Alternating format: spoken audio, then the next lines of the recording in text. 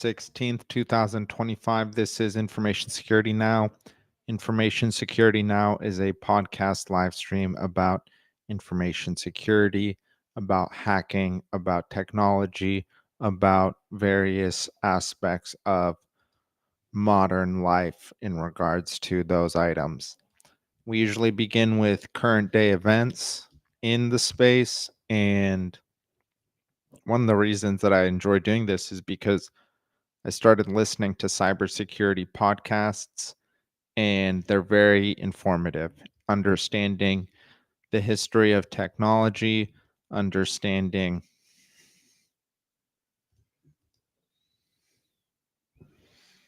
the timelines of technology, and also depending on the the incident that was being highlighted within the cybersecurity breach or within the podcast is also what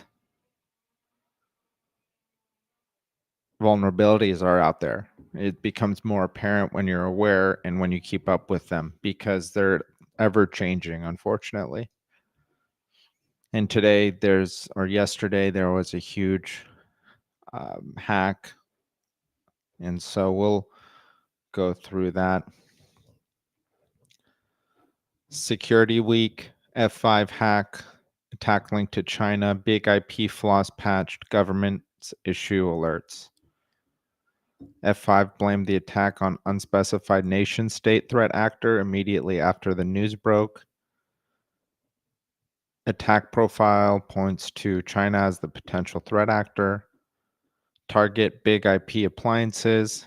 Google reported recently that Chinese cyber spies had targeted SaaS and technology companies in an effort to obtain valuable data. Source code.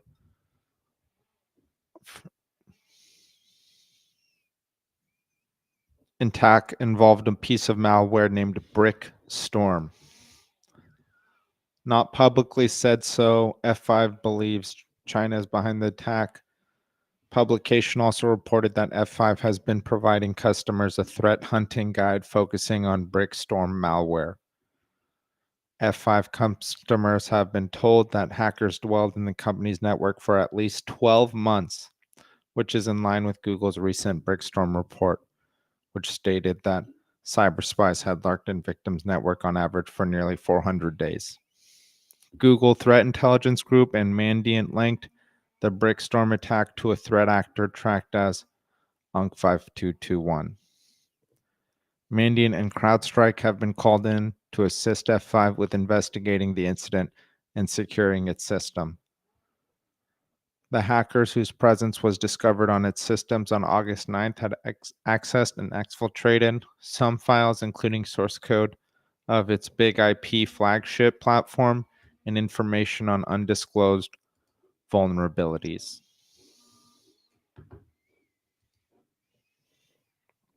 Vendor not aware of any undisclosed critical or remote code execution vulnerabilities that could be exploited. No evidence that non-public flaws have been exploited in attacks. Company recently announced rotating its signing certificates and keys used to cryptographically sign big IP products. In addition, announced on Wednesday the availability of patches for a big batch of vulnerabilities affecting big IP and other products. More than 24 of the patched vulnerabilities have been assigned a high severity. Denial of service. Vast majority can be exploited for DOS. Remotely without authentication, and the rest require authentication and in some cases elevated privileges. Engineering knowledge management platform, which included configuration or implementation data for a small percentage of customers. No evidence of supply chain tampering. Pose a risk to organizations if you use F5 products. Cyber agencies in the US and UK have issued alert. In the US, CISA warned that the theft of source code and vulnerability information poses an imminent threat to federal networks using F5 devices and software. Patch your system. That's a very common item that's being stated here. Similar recommendations. Okay. And now we'll go through. Okay, so this was published 3 weeks ago. Brickstorm campaign. Hackers are analyzing stolen code to weaponize 0 days. Brickstorm, stealthy backdoor used by Chinese APT, tracked as UNC 5221. UNC has a new meaning in the last 3 or 4 years. 2023 attack targeting MITRE. Latest was linked by researchers to other related Chinese threat actors. Reported to be Silk Typhoon, monitored by Mandiant since March 2025. Targeting SaaS, BPO. Cyberspy spent 393 days in targeted networks.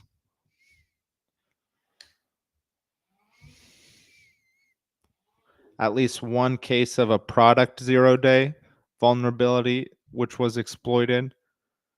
Deployed Brickstorm on various types of appliances which do not support traditional EDR and other security solutions. Linux and BSD based appliances. I don't know what BSD is. Windows versions of the malware has also been around, but hasn't been noticed. Targets VMware, vCenter, and ESKI hosts. In multiple cases, the threat actor deployed Brickstorm to a network appliance prior to pivoting to VMware systems.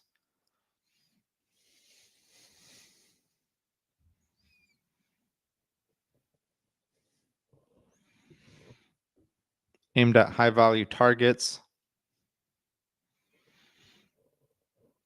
Access obtained to pivot to downstream customers of compromised SaaS providers.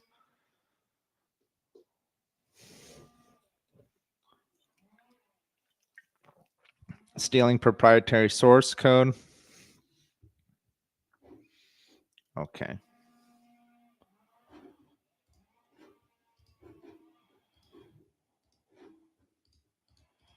So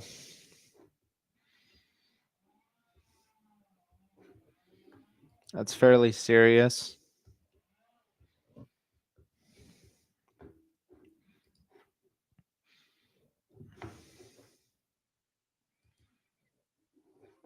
F5,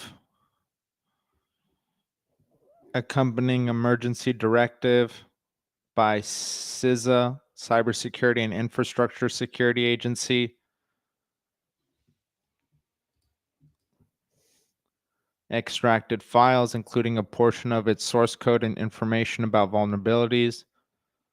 Could use the knowledge as a roadmap to break into F5 devices and software. Imminent threat to federal networks. Risk of vulnerability extends to every organization. Discovered on August 9th, took extensive actions containing the threat. Found no signs that its software development process had been tampered with. Has clients across private and public sector said information from a few customers was involved in the breach. Company continues to strengthen its security controls. Okay. So we'll move on from there.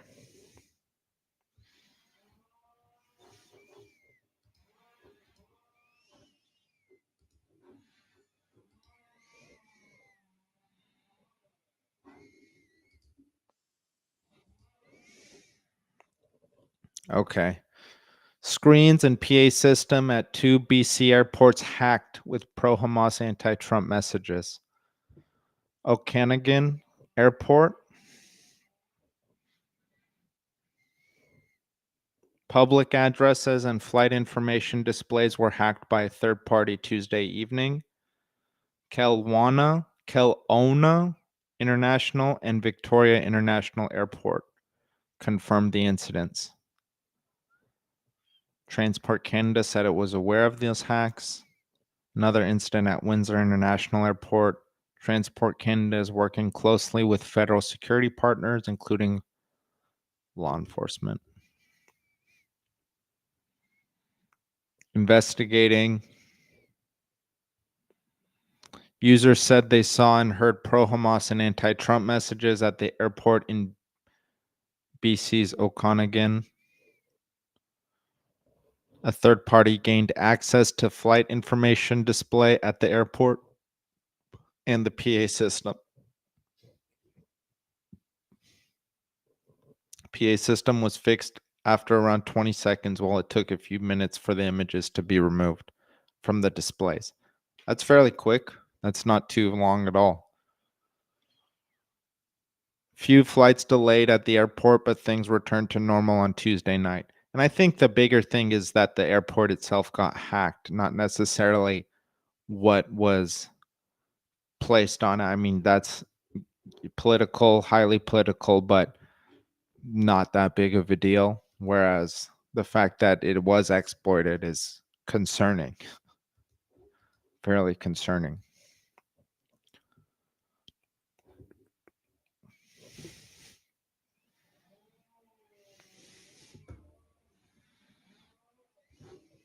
Okay.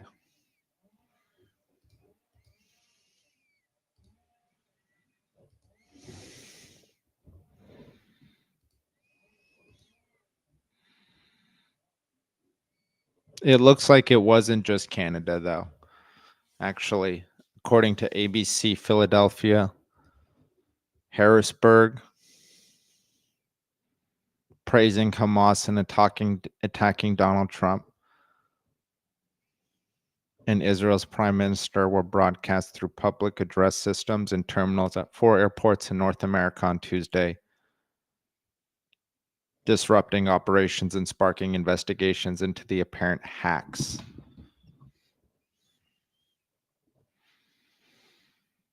Videos posted on social media showed the unauthorized recordings. Also reported in Kelowna and Victoria, so it was 6. Absolutely unacceptable and understandably scared travelers. Get to the bottom line. Air travel industry has been dealing with an onslaught of cyber attacks that has caused disruption for customers and ground some of the world's largest airports to a halt.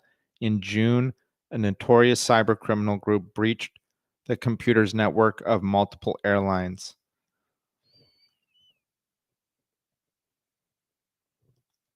This seems like it's a different hacker, though. And last month, hackers knocked out passenger check-in system, causing long delays and cancellations. This seems like it's not the same hacking group as that was. That was,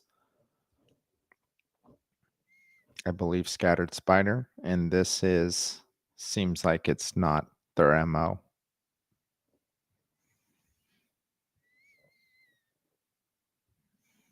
But I have no idea. The message was political in nature and did not contain any threats against the airport or our tenants. Yes, and as I said before, even more concerning than the hack itself is the fact that it was hacked. So although that was political, it wasn't aggressive or threatening in any direct way. It was a penetration of the information system to some degree.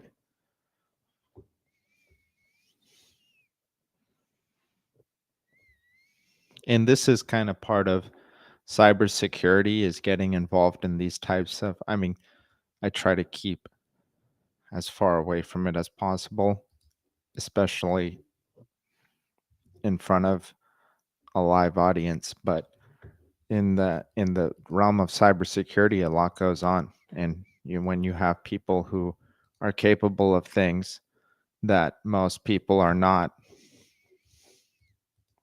it's power. It's power, and it's I'm drawn to it because it's very powerful, and I think that it's very impressive, and it's interesting, and it's also important to keep in mind. I think we're getting to a point where it's not even close to being an afterthought, where especially for a company. So this is brought to you. This live stream is brought to you by Zayuk. I'm actually going to put the plug down here for Zayuk, and Zayuk is a smart property system.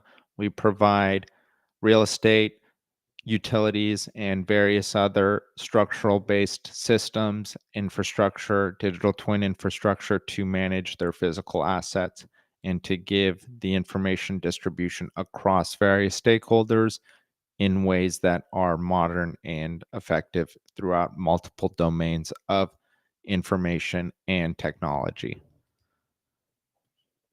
We provide supply chain systems for physical infrastructure, digital supply chain systems for physical infrastructure. Okay. For example, HOA software for HOAs, yet ERP software for energy providers, community choice aggregators, companies that need to distribute energy across multiple domains in a financial management aspect. And it's exciting to see where crypto is going. The only thing holding it back is really, I would say, regulation and some of the federal government entities, specifically insurance. I think if there's some sort of protocol that the government's willing to place FDIC insurance on, which is not going to be simple protocol. I think the KYC is going to be fairly complex there, and there's going to be a lot of missteps. But if there can be an effective KYC implemented, and there are multiple companies that do great KYC, know your customer, there's really no reason to not place some sort of FDIC. And I mean, there are reasons. There are many reasons. It could go poorly. Things like bank statements and other nature and bank products, which you're used to having, you're now all of a sudden not necessarily going to have. And that is why it's going to be interesting to see what these various software providers provide, because if you get into stablecoin and stablecoin reserves and you consider what banks provide various customers, you're going to have crypto companies having to act in that sort of manner. And you already do with various ones like Coinbase, or, and I'm not saying anything in that nature, but a lot of the different benefits and things of that nature.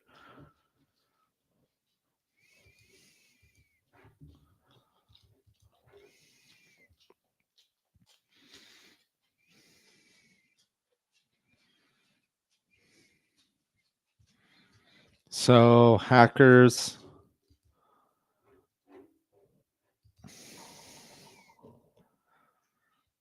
hijacked the official Dota 2 YouTube account to advertise Dota 2 coin, a Solana-based meme coin. The hack came to surface on 15 October when scammers started a live stream claiming to launch an official Dota 2 token. The live stream headline, Dota 2 launch official meme coin hurry up, showcased a URL for pump.fun token page that redirected viewers back to the compromised YouTube channel, highlighting the hackers launched the coin only a few hours before hacking incident. Telltale sign of a pump and dump. A single wallet contained more than 98% of the token supply. That's a really interesting aspect, is that you can just have a company that has all the gosh, you have a company that has all the supply and people don't understand the tokenomics, as they say. I mean, it's not too different. What's the supply of tokens across the crypto network? And once you realize one individual has 98% or anything even remotely similar to that, a whale, a lot of the trust in your economy is based into that person, which is crazy because it comes to economics, really. I mean, you can talk about software, and of course cyber is important, but a lot of this is economics and understanding. I guess the tokenomics is the word that people in the industry use, but it's economics. And understanding trust is a huge part of the economy. Trust is the root of an economy, and if there's no trust, there's not going to be an economy. I mean, maybe there is, but it won't be a very highly effective economy. If you don't have trust in your currency, if you don't have trust in the government to maintain property rights, if you don't have trust in growth of any sort, then your actions are going to change. And when those actions change, it's going to reverberate on the market today. And that's why trust is a very important root of an economy. And trusting the people that you're in an economy with, I think, is a very important aspect, which is why fiat, as for all of its reasons, people don't like fiat, and it's understandable. It's still a trusted economy. Whereas with crypto, uh, the algorithm is great. It's effective. It's cyber hygienic for now. Extremely cyber hygienic, and really the only thing that seems like it could break it, maybe AI, but is quantum computing.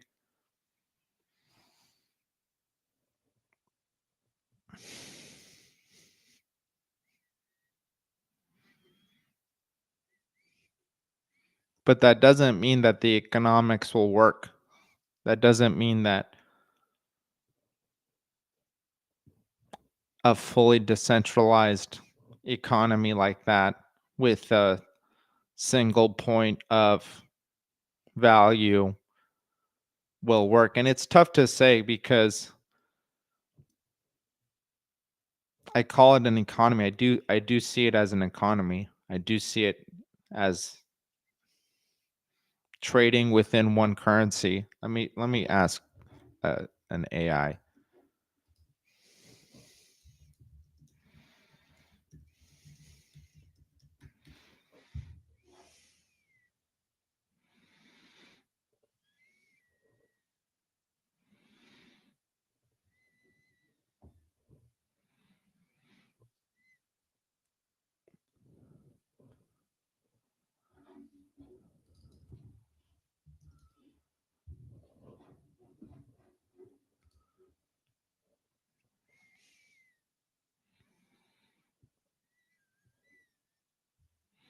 I guess they call it an economic ecosystem.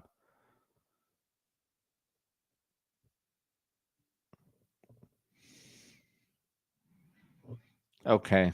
That ecosystem, you have to have trust in your ecosystem. That's for sure. Whether your ecosystem is rooted in fiat or whether your ecosystem is rooted in Bitcoin. And a lot of that is, why do you even want money to purchase things? Bitcoin is difficult to purchase things with. So, what's the point of having money? Well, there's not much, because money isn't a store of value in and of itself. It's a tool to barter with. It's a tool that you take, that you put your time and effort into trusting that the money that you're going to receive is going to be worth something that you want later or in the moment, whatever that may be. And that's a very complex and vast set of activities and actions.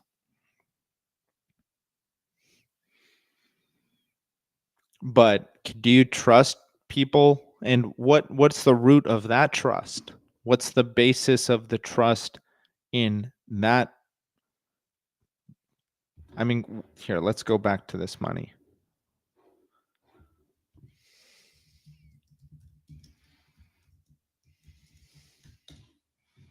What makes Bitcoin not money? High volatility, ineffective medium of exchange, slow transactions, and high fees, lack of legal tender status, property not currency.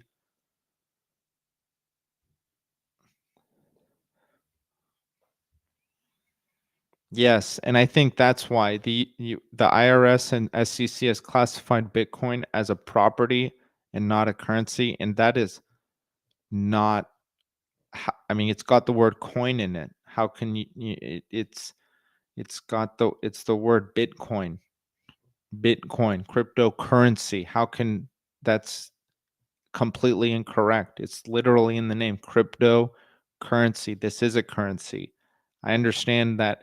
Yes, you can have securities on an asset that holds cryptocurrency, but the currency in and of itself is not it. I mean, it is an asset, but it's not a security.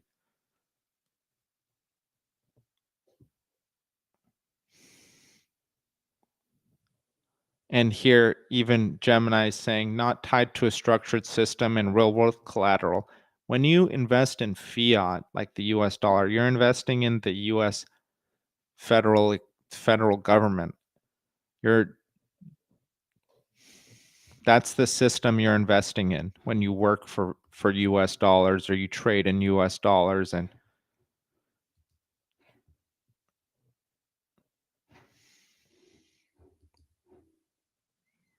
And that economy is backed by a military, is backed by hard property within the United States and throughout the world. And the trust amongst those people within that economy, all of that will function within the next several decades, if not centuries. And then you ask, is Bitcoin going to do that? Is Bitcoin going to be an economy that people maintain and trust over the next 30, 40, 50 years? And maybe, who's writing your code that you're basing all of this trust on? Where's the insurance policies? At least when I invest in the USD, I have insurance on that. So when I get hacked or something horrible happens, it's not all. I mean, these are basic things that sometimes people ignore when it comes to cryptocurrency and the realities of government and economy.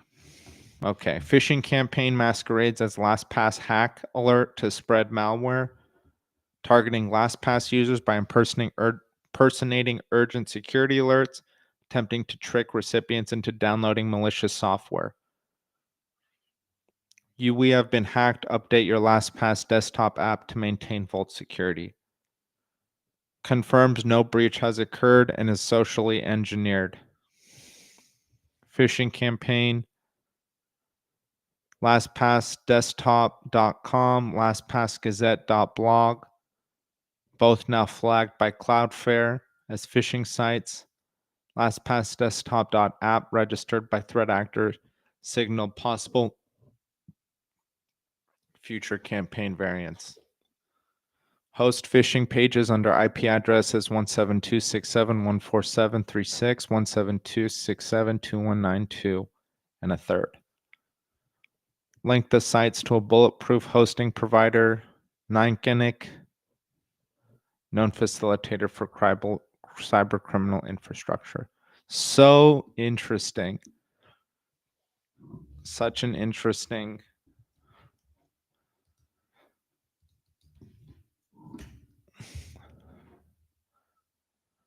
Wow.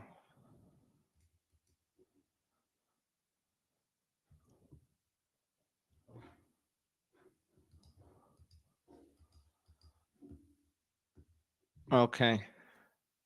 Technical analysis of headers show the threat actors using aggressive obfuscation tactics. LastPass hello at lastpasspulse.blog. Coinciding with U.S. holiday weekend appears strategic. Exploit periods of reduced staffing.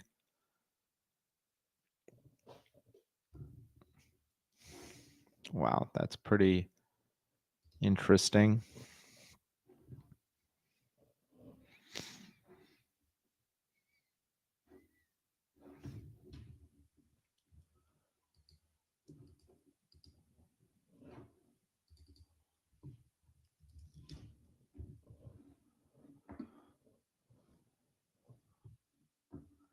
And the 5F item is very, very big for the U.S. So it seems like that. Compromise 5F systems.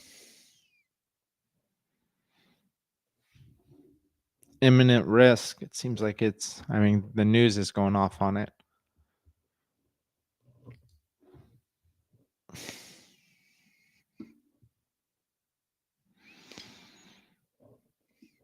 Potentially catastrophic.